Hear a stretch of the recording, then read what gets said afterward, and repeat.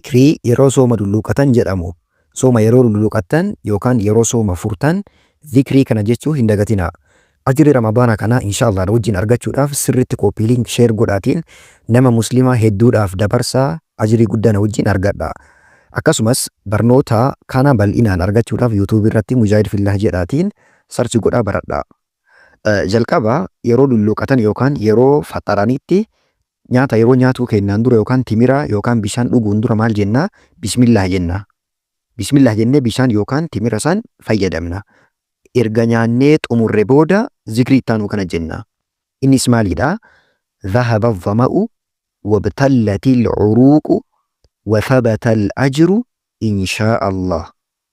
Dhahaba dhama'u wabtallati al-uruqu wa thabata al-ajru inshaa Allah.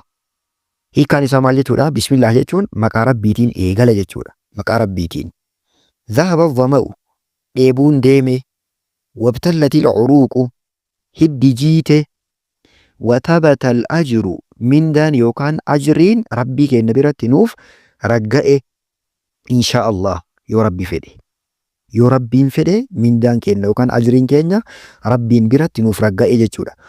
Hadiisa birootiin hadiisni daciifa Allahumma laka sumtu wa ala rizqika afxartu du'aayin jedhamu tokko ni jira. Garuu kun nabiyyi irraa hin dhufne isa dhiisaatiin kana fayyadamaa. Erga kana jettan booda du'aa ofii barbaaddan rabbiin sirriitti kadhadhaa. Du'aayin yeroo isaan kadhattan isiif ni hawwatama. Barnoota dabalataatiif yuutuubii irra seenaa Mujaahid Fillah jedha barreessaatiin barnoota diinii keessanii koottaa baradhaa. Tiiktookii kana fooloo godhaa. Akkasuma teelegiraamii irratti Abduu Islaam Apologist ka jedhu jooyin gochuudhaan hordofaa. Salaamu alaikum.